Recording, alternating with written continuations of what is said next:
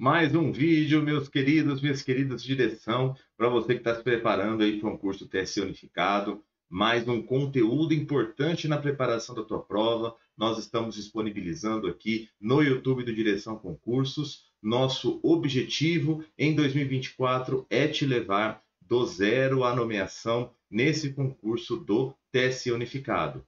Para isso, nós temos os nossos cursos de assinaturas, nós temos as nossas assinaturas, desde a assinatura essencial até a assinatura vitalícia. Você nunca mais paga para estudar. Você tem acesso às videoaulas, aos materiais em PDF, questões comentadas pelo professor, fórum, plantão de dúvidas, né? Você tem ali acesso à plataforma de dúvidas, o professor responde as dúvidas que você tiver. E nós também temos o nosso plano de mentorias. E aí eu destaco para você a nossa mentoria do TSE Unificado, mentoria específica. Nessa mentoria eu sou o seu mentor, eu vou trabalhar com você. Nós vamos analisar aí a melhor forma de organizar o seu estudo. Nós vamos analisar o ciclo dentro daquilo que você precisa, dentro da disponibilidade de tempo que você tem. A gente tem encontros periódicos aí com a turma dos mentorados para a gente falar como que o CESP faz a cobrança, para a gente falar das melhores formas de você estudar, enfim, tudo aquilo que é necessário. Além disso, além da parte da matéria de estudo propriamente dita, você tem encontro com psicólogo, encontro com nutricionista, com educador físico, para que você consiga, junto com essas outras especialidades, ter uma preparação de altíssimo nível. Para você que vai fazer as provas de analista, você também tem as oficinas de redação para a prova discursiva, que vai ser algo muito importante neste concurso. Então, toda a ferramenta aí para você, todos os materiais disponíveis para que você consiga chegar no mais elevado nível de preparação no momento da sua prova, tá? Quero mostrar para você hoje alguns conceitos de direito eleitoral, alguns conceitos, principalmente para você que está começando agora a sua caminhada no estudo, né, na preparação para o TSE. Os conceitos de direito eleitoral, claro, fazem toda a diferença. Você tem os mais variados conceitos aí para estudar, para compreender, e a partir deles a gente começa a desenvolver o estudo das matérias, tá? Fiz uma seleção aqui de alguns conceitos. Não esqueça de deixar o seu like neste vídeo, deixar o seu comentário, e depois, quando a gente terminar a apresentação, se tiver faltado algum conceito que você queria ver aqui comentado e não foi falado, não esqueça de deixar aqui no comentário, ou alguma dúvida, alguma incompreensão que tenha ficado aí, a gente pode esclarecer para você. Beleza? Vamos lá então. Primeiro conceito que eu quero te mostrar é o conceito de direitos políticos, tá? Direitos políticos ou direitos de cidadania. É o conjunto de direitos atribuídos ao cidadão que lhe permite, através do voto, do exercício de cargos públicos ou da utilização de outros instrumentos constitucionais e legais, ter efetiva participação e influência nas atividades de governo. Através dos direitos políticos, nós participamos da decisão política do Estado, da formação da decisão política do Estado, ou votando, ou sendo votado, ou sendo candidato a um cargo eletivo. Esse, basicamente, é o conceito de direitos políticos, tá? Muito conectado a ele está o conceito de capacidade eleitoral, né? O conceito de capacidade eleitoral é a capacidade de expressar, de exercer os direitos políticos. É a capacidade eleitoral que nos permite exercer os direitos políticos. A capacidade eleitoral ela possui dois focos, duas vertentes. A capacidade eleitoral ativa é o direito de votar, é o direito de participar da formação da vida política do Estado através do voto. Lembrando que a nossa Constituição trata o voto como direto ou secreto, universal e periódico. Então, é através do voto que nós exercemos a nossa cidadania ativa. Já a cidadania passiva é o direito de ser votado, o direito de concorrer a um cargo público, o direito de buscar o exercício de um mandato eletivo. Tá? Claro que para você concorrer a um cargo eletivo, você tem que preencher condições. A gente vai falar logo mais. Mas você também exerce direitos políticos sendo votado. E quando você parte aí para buscar um mandato eletivo, você está exercendo a sua capacidade eleitoral passiva, a sua cidadania passiva, tá bom? Para você se tornar eleitor, para você começar a exercer seus direitos políticos, você precisa fazer um procedimento chamado alistamento eleitoral. Mais um conceito para você, o conceito de alistamento eleitoral. Ele é a primeira fase do processo eleitoral, é um procedimento administrativo cartorário que compreende os atos de qualificação e inscrição do eleitor. A qualificação é a prova que o cidadão satisfaz as exigências legais para exercer o direito do voto, enquanto que a inscrição faz com que ele passe a integrar o Cadastro Nacional de Eleitores, que é gerido pela Justiça Eleitoral. Esse ato de alistamento é feito através do processamento eletrônico e se perfaz pelo preenchimento do requerimento de alistamento eleitoral na forma da resolução do TSE e da legislação eleitoral. É com ele que você adquire a capacidade eleitoral ativa, o direito de votar e, posteriormente, você vai ter potencial para exercer a sua capacidade eleitoral passiva. Então, gente, o alistamento eleitoral é aquilo que em linguagem comum, né, em linguagem aí do dia a dia, a gente fala tirar o título. Tirar o título eleitoral nada mais é do que comparecer, seja por via eletrônica, seja por via presencial, em uma unidade da Justiça Eleitoral para você fazer a sua inscrição como eleitor, tá bom? E aí, onde você tem que ir para fazer a sua inscrição? Conceito de domicílio eleitoral. O domicílio eleitoral, o conceito de domicílio, melhor dizendo, né? Ele é trazido lá pelo artigo 70 do Código Civil. Domicílio é o local onde a pessoa reside com ânimo definitivo, né? Com vontade de ficar.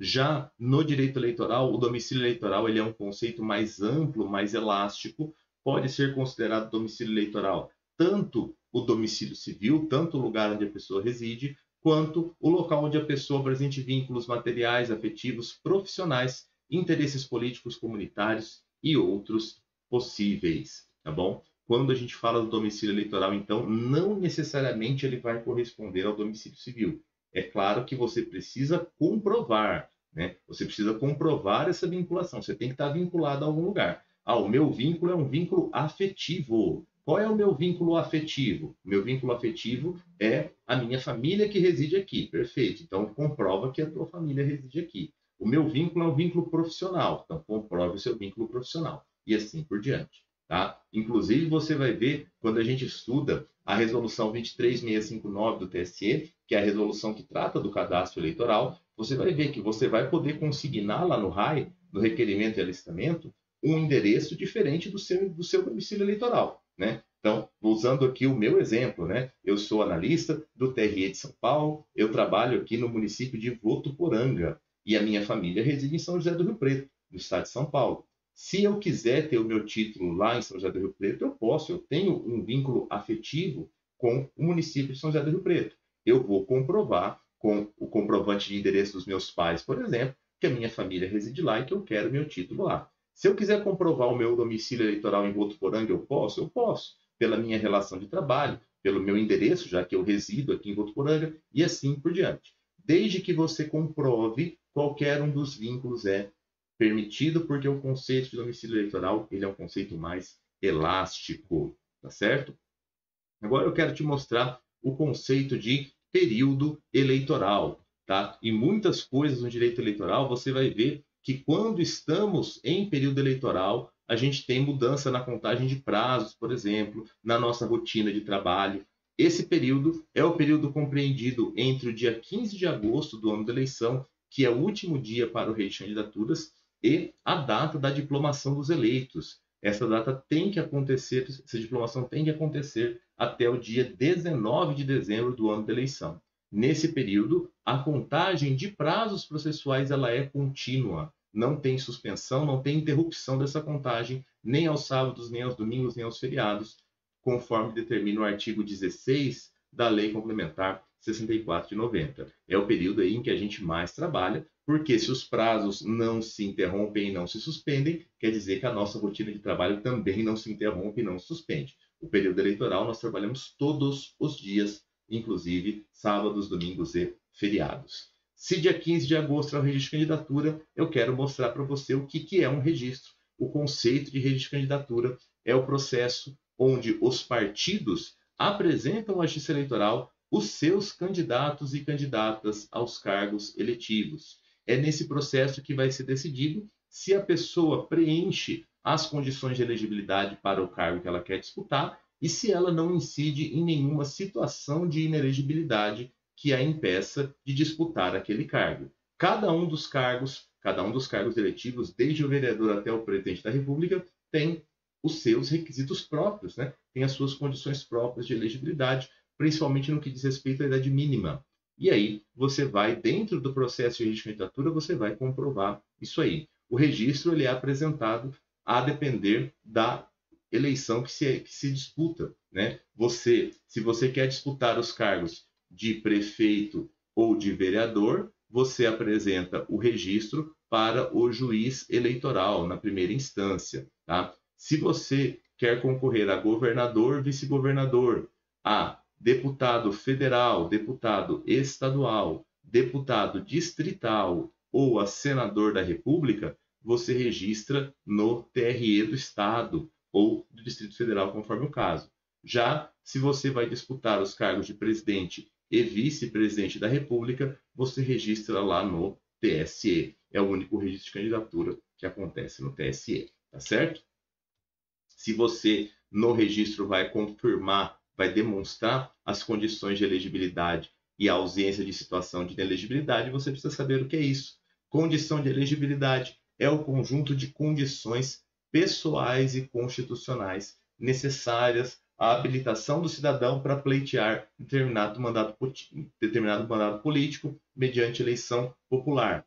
As condições de elegibilidade, gente, são de característica objetiva. Ou você tem, ou você não tem. A lei ordinária e a Constituição trazem as condições de elegibilidade. Nacionalidade brasileira, exercício de direitos políticos, alistamento, domicílio, enfim, são questões objetivas. Ou você tem, ou você não tem, né? Ou você tem e disputa o cargo, ou você não tem e não disputa. Ou você tem 35 anos ou mais e concorre para presidente da República, ou você não tem e não concorre, tá? Já as situações de inelegibilidade, as hipóteses de inelegibilidade, são situações fáticas que não podem estar presentes para que a candidatura seja deferida. E se for eleito, existe o exercício do mandato. Elas são de natureza subjetiva, são circunstâncias fáticas relacionadas diretamente ao pretenso candidato, que impede de concorrer ao pleito.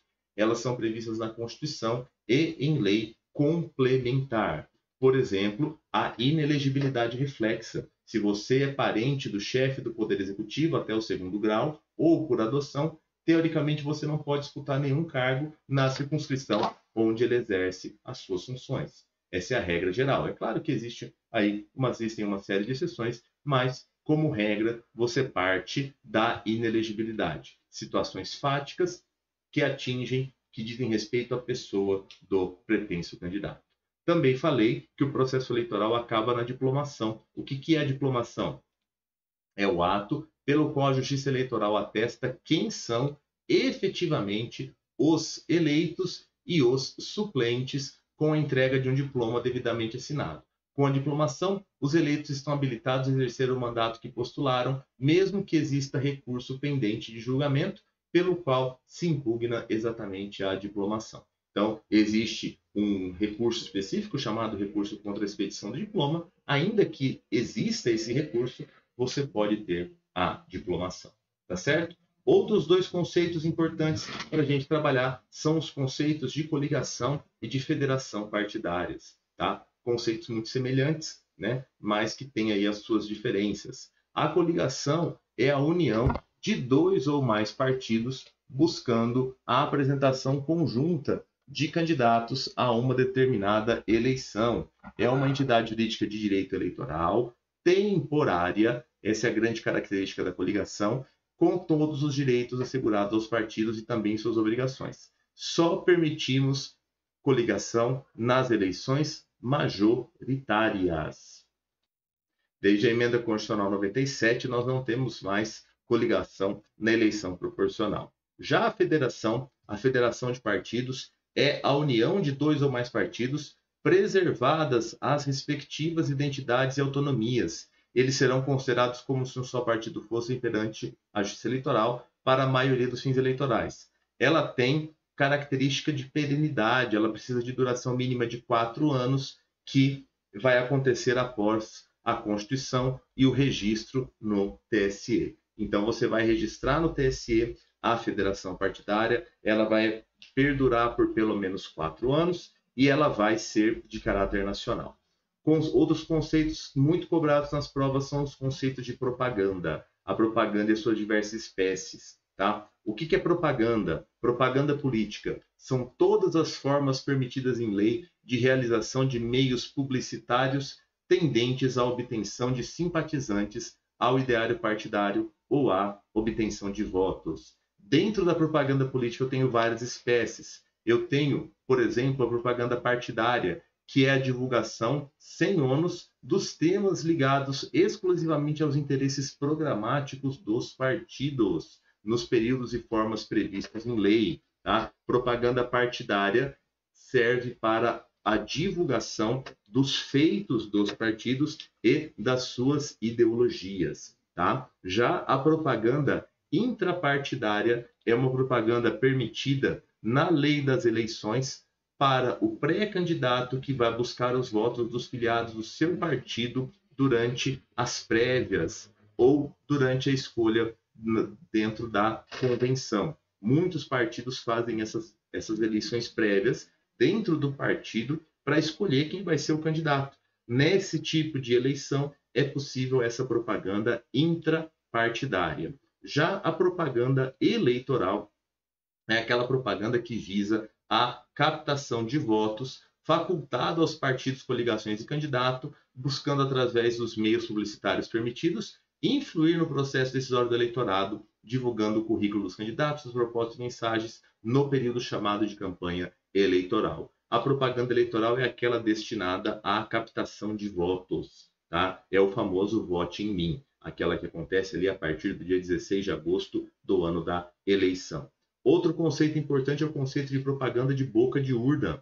É uma conduta vedada, né? Uma propaganda que não pode, mas a boca de urna são aquelas ações dos cabos eleitorais e demais ativistas que são chamados de boqueiros junto aos eleitores no momento da eleição, enquanto eles estão se dirigindo à sessão, promovendo e pedindo votos para o seu candidato. A lei eleitoral proíbe a realização desse tipo de atividade, visando ao convencimento do eleitor durante a boca de urna, inclusive uma figura criminal prevista na lei das eleições. Legal? Outros dois conceitos que são muito cobrados, que são muito importantes, são os conceitos do sistema proporcional de votação, os conceitos do quociente eleitoral e do quociente partidário. O quociente eleitoral é aquele valor que você obtém dividindo o número de votos válidos dados aos candidatos e partidos pelo número de vagas que estão em disputa. Esse é o primeiro quociente que você calcula lá no sistema proporcional. Ele vai definir qual é a quantidade de votos que os partidos têm que preencher para ter direito a ocupar as vagas, ou seja, as eleições proporcionais para os cargos de deputado federal, estadual e distrital, para o cargo de vereador. Já o quociente partidário é aquela divisão do número de votos válidos dado ao partido dividido pelo quociente eleitoral. Esse quociente indica o número inicial de cadeiras que vai caber a cada partido que tenha alcançado o quociente eleitoral. Aí, é claro, tem uma série de outros requisitos para você fazer essas contas, mas basicamente esse é o conceito.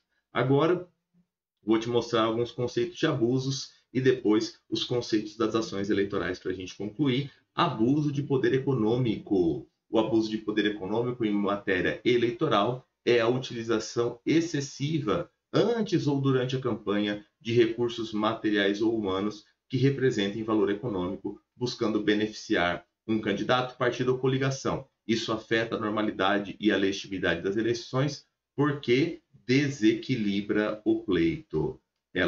O abuso causa um desequilíbrio em favor desse ou daquele candidato.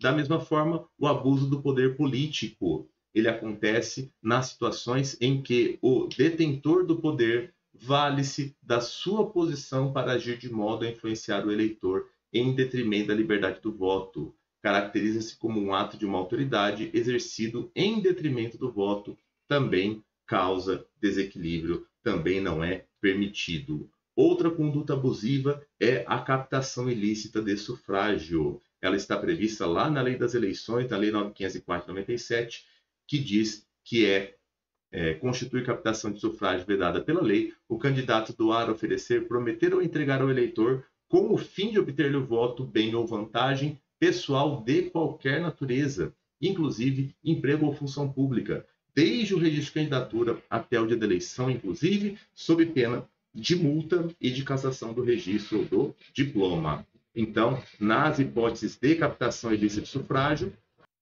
condutas que não são admitidas pela lei eleitoral, nós temos a possibilidade de aplicação de multa, cassação do registro ou do diploma. Para fazer isso, nós vamos utilizar algumas ações eleitorais. A primeira delas que eu quero te mostrar o conceito é a ação de impugnação de mandato eletivo, a nossa querida AIME, ação de impugnação de mandato eletivo. É um instrumento jurídico previsto na Constituição, artigo 14, parágrafo 10 da nossa Constituição, para a cassação do mandato eletivo obtido por meio do abuso de poder econômico, corrupção ou fraude.